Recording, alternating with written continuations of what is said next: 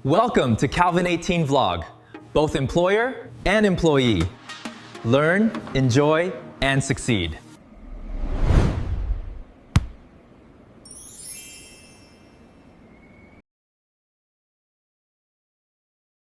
Paano mag-certify ang isang employer sa isang confirmation for maternity benefit application, or sa madaling salita, nagpasa yung former employee namin ng kanyang maternity reimbursement kay SSS.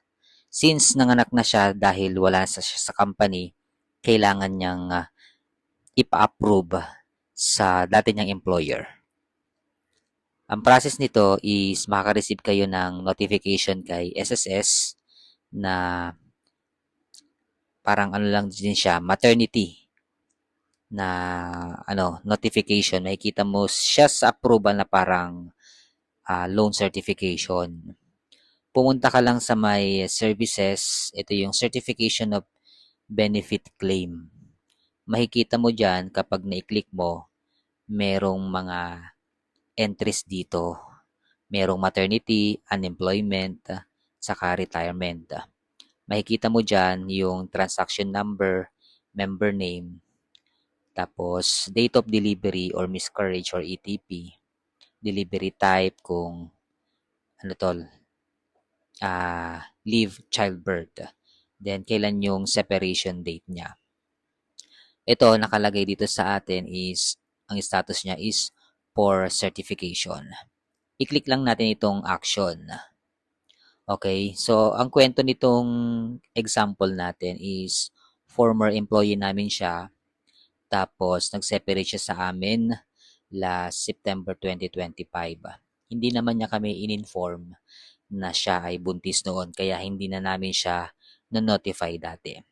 Tara, paano ito i-certify? I-click natin yung action. Then makikita nyo itong for certification. Basahin nyo lang dyan na, are you the employer of the member on or before her delivery or miscarriage? So, kami, ang nilagay ko lang is yes, kami yung employer niya.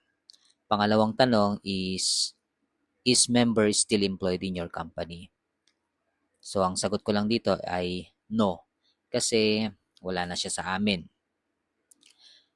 Tapos, next question is the maternity benefit advanced to the member? So, ang sagot lang din namin dito ay no, since hindi naman namin alam na siya ay buntis nung umalis siya sa company. Si SSS, magtatanong ng reason. So, meron na siyang ready na reason dito na selective. Ang mga dito nakalagay is magse-select ka lang dito ng isa. So, ito yung mga choices. The employee did not file the maternity leave application prior to delivery or miscarriage or ETP. Pangalawang reason, the employee did not inform the employer about her pregnancy. No available funds for the advance payment of benefit. Pang-apat, the employee may not return to work after receiving the advance payment. Panglima, the employer is not aware of the policy on the advance payment of maternity benefit. Ang pinili namin dito ay yung the employee did not inform the employer about her pregnancy, kasi hindi naman namin siya alam or hindi nga namin siya na-notify sa SSS. Kaya yan yung aming sinelect.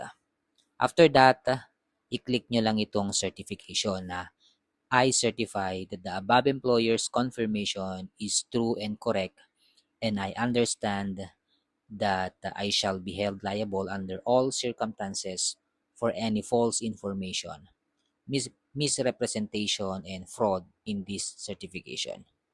After that, i-click nyo lang yung submit. Tapos, ayun na. You have successfully submitted your confirmation to SSS. Okay? Yung example ko nito ay sinubmit ko noong July 10. Okay? So, yan lang. Then, check nyo yung email niyo. Meron na rin siyang notice of acknowledgement, submission of employer's confirmation for maternity benefit application. and then marireceive na ni former employee itong notification. Yun lang, maraming salamat and God bless. Thank you for watching. Please subscribe, follow, like, and comment. For more tips or personal consultation, feel free to send me a message.